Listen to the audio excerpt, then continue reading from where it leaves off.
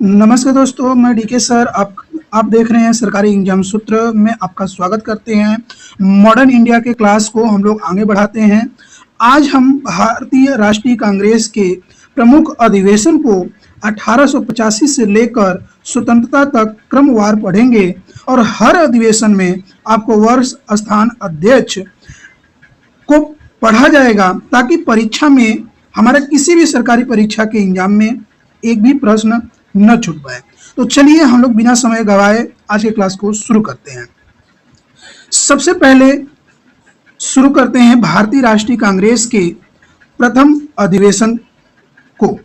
वर्ष 1885 में प्रथम अधिवेशन, वर्ष 1885 में जो बम्बे महाराष्ट्र में ये अधिवेशन हुआ था और इस अधिवेशन के अध्यक्ष डब्ल्यू.सी. बनर्जी थे या व्योम चंद्र बनर्जी। इसमें प्रथम अधिवेशन में कुल 72 प्रतिनिधि थे। कितने? 72 यानी 72 प्रतिनिधि शामिल हुए थे प्रथम अधिवेशन में। दूसरा अधिवेशन देखते हैं तो 1886 को दूसरा अधिवेशन होता है और यह कलकत्ता में होता है और इस अधिवेशन का अध्यक्ष दादा भाई नौरोजी थे। और ये जो सेकेंड अधिवेशन हुआ था यह नेशनल एसोसिएशन कॉन्फ्रेंस का राष्ट्रीय कांग्रेस में विलय कर दिया गया और उस वायसराय डफरिन थे सभी सदस्यों को गार्डन पार्टी में आमंत्रित किया गया था, यानी बुलाया गया था। तीसरा अधिवेशन देखते हैं। तीसरा अधिवेशन 1887 को तीसरा अधिवेशन होता है और यह मद्रास में होता है। तीसरा अधिवेशन कहाँ होता है? मद्रास में होता है और इस अधिवेशन का अध्यक्ष कौन थे? तो बद्रू तैयब जी थे। ये तीसरे अधिवेशन था। नेक्स्ट हम लोग देखते हैं चौथा अधिवेशन जो कब होता है? चौथा अधिवेशन 1888 को होता है और यह इलाहाबाद में, यानी वर्तमान में हम इसको प्रयागराज बोलते हैं। और इस अधिवेशन का अध्यक्ष कौन था? तो यूरले था। कौन थे? यूरेल थे। और यह प्रथम यूरोपीय निर्वाचित अध्यक्ष था। यह प्रथम यूरोपीय निर्वाचित अध्यक्ष था। और इलाहाबाद के क्या बोलते हैं, आकलैंड के विरोध के बावजूद सम्मेलन यह स्थापित हुआ था। फिर नेक्स्ट देखते हैं हम लोग 1896 यानी 96 को देखते हैं। और यह अधिवेशन कहाँ होता है? कलकत्ता में होता है। यह अधिवेशन कहाँ होता है? कलकत्ता में होता है। और इस अधिवेशन का अध्यक्ष कौन थे? तो रहमतुल्ला एम सयानी थे। रहमतुल्ला एम सयानी थे।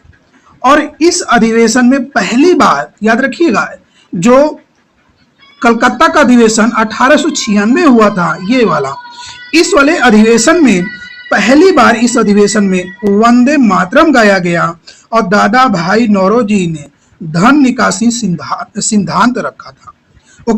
नेक्स्ट हम लोग अधिवेशन देखते हैं। नेक्स्ट हम लोग अधिवेशन को पढ़ते हैं। नेक्स्ट हमारा 1905 वाला अधिवेशन, ये बनारस में ये अधिवेशन होता है और इस अधिवेशन का अध्यक्ष कौन थे? तो गोपाल कृष्ण गोखले थे। ये अधिवेशन का कौन थे? गोपाल कृष्ण गोखले इसके अध्यक्ष थे।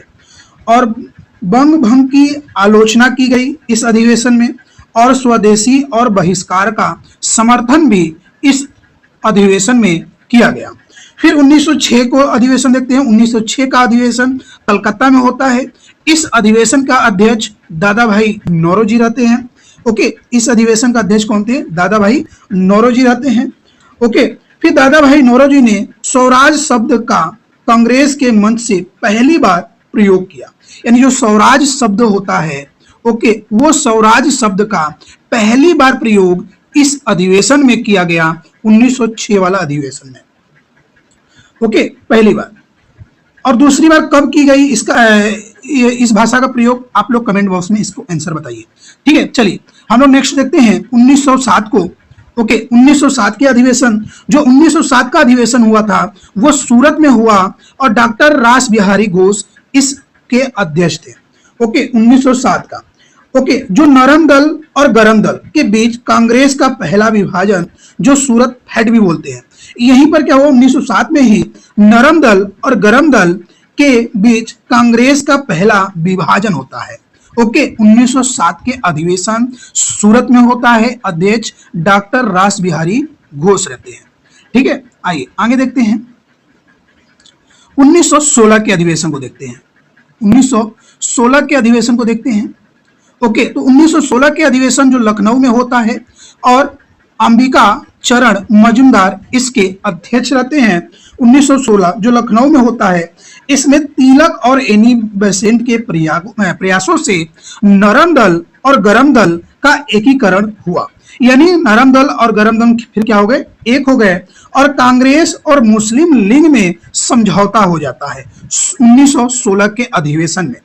ओके, समझौता। और तिलक ने प्रसिद्ध नारा दिया कि स्वराज मेरा जन्मसिद्ध अधिकार है, मैं इसे लेकर रहूंगा। इस अधिवेशन में यह नारा किसने दिया था? तिलक जी ने दिया था कि स्वराज मेरा जन्मसिद्ध अधिकार है, मैं इसे लेकर रहूंगा। चलो दोस्तों, आप लोग बताओ कि 1886 का अधिवेशन का अध्यक्ष कौन था? चलिए आगे देखते हैं।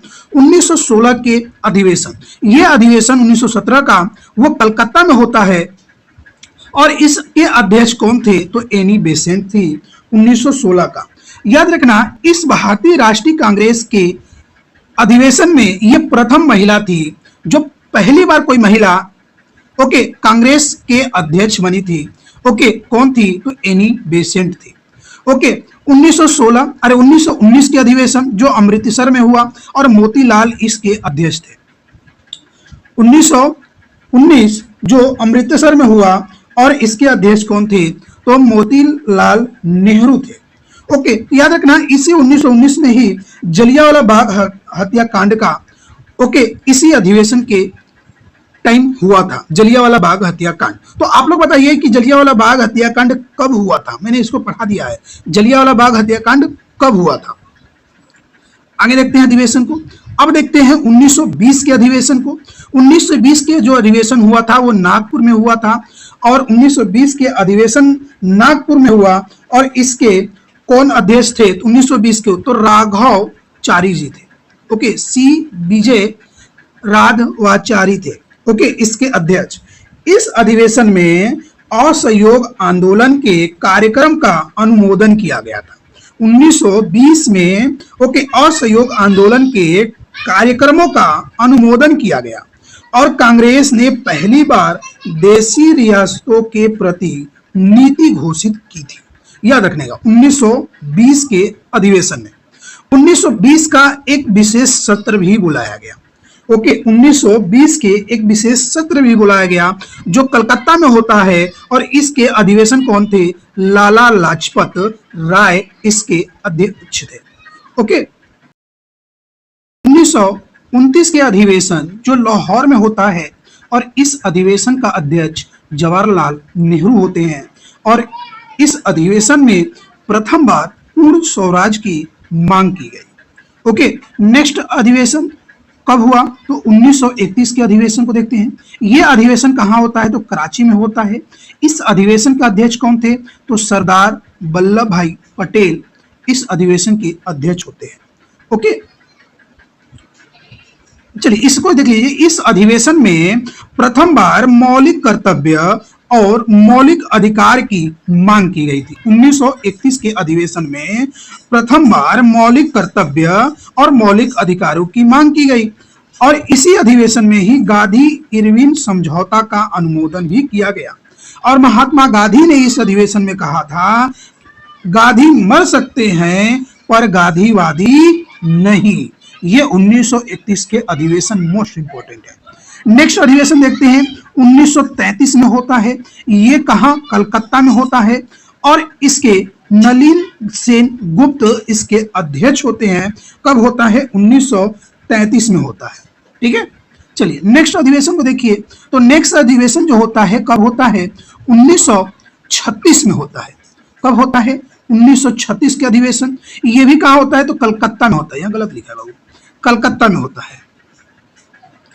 ठीक है, कहाँ होता है ये? तो कलकत्ता में होता है। ओके, और इस कलकत्ता में होने के बाद इसके अध्यक्ष 1936 के अधिवेशन ये लखनऊ में होता है गाइस। सॉरी, 1936 का जो अधिवेशन होता है वो लखनऊ में होता है। ठीक है, 1936 का अधिवेशन। और इस अधिवेशन का अध्यक्ष कौन था? तो इस अधिवेशन का अध्यक्ष कौन थे? जवाहरलाल नेहरू थे। ठीक है, 1936 का। और नेहरू ने समाजवादी को भारत की समस्याओं को हल करने की कुंजी बताया था इस 1936 के अधिवेशन में। फिर 1937 के अधिवेशन को देखिए, ये फैजपुर जो महाराष्ट्र में है, और फैजपुर महाराष्ट्र में है, ये यहाँ पर होता है। और इस अधिवेशन का अध्यक्ष कौन थे? जवाहरलाल नेहरू इसके अध्यक्ष थे। और पहला अधिवेशन जो कि गांव में संपन्न हुआ था, याद रखना, 1937 का जो अधिवेशन हुआ था वो गांव में हुआ था, इसलिए यहाँ गांव का डायग्राम दिया गया है। ठीक है, नेक्स्ट अधिवेशन को देखते हैं। नेक्स्ट अधिवेशन जो है हमारा 1938 में होता है और हरिहरपुरा में होता है। ओके, हरिपुरा में होता है, हरिपुरा या हरिपुर बोलते हैं, जो गुजरात में है। और इस अधिवेशन का अध्यक्ष सुभाष चंद्र बोस होते हैं। इस अधिवेशन में राष्ट्रीय नियोजन समिति का गठन होता है। किसका होता है? राष्ट्रीय नियोजन समिति का गठन किया गया और जिसके अध्यक्ष जवाहरलाल नेहरू को बनाया गया था। ओके, 1938 में। ओके, 1939 के अधिवेशन त्रिपुरी में हुआ।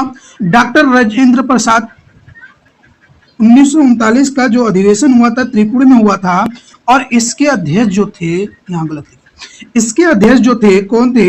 डॉक्टर राजेंद्र प्रसाद थे। ठीक है, राजेंद्र प्रसाद थे, डॉक्टर राजेंद्र प्रसाद थे। ओके, सुभाष चंद्र बोस के इस्तीफा यहाँ पर दे देते हैं।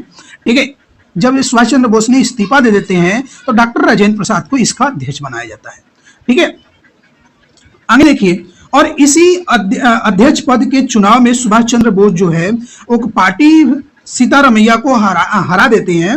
ओके, तब इसके कार्यकारी गठन की प्रश्न पर विवाद होने के कारण बोस जी ने अध्यक्ष पद से त्यागपत्र दे देते हैं, और त्यागपत्र देने के बाद डॉक्टर राजेंद्र प्रसाद इसके अध्यक्ष बनते हैं। ठीक है, नेक्स्ट अधिवेशन जो देखते हैं हम लोग, 1946 के अधिवेशन कब होता है? तो 1946 के अधिवेशन मेरठ में होता है। कहाँ होता है 1946 का अधिवेशन? मेरठ में होता है। 1946 का अधिवेशन मेरठ में होता है। और इसके अध्यक्ष कौन थे? तो आचार्य जेपी कृपाली थे। इसके अध्यक्ष कौन थे? आचार्य जेपी कृपाली होते हैं। और इस अधिवेशन में भारत की आजादी के समय, ओके, 15 अगस्त 1947 अध्यक्ष थे। याद रखना, भारत की आजादी के समय अध्यक्ष कौन थे? तो आचार्य जेपी कृपाली थे। ओके, तो चलिए दोस्तों, आज के लिए हम लोग इतना ही रखते हैं। और मैं आप लोग को भारतीय राष्ट्रीय कांग्रेस के जितने भी प्रमुख अधिवेशन हो सकते थे, जो आपके परीक्षा के लिए मोस्ट इंपोर्टेंट पॉइंट थे, हमने उन सारे पॉइंटों को पढ़ा दिया है।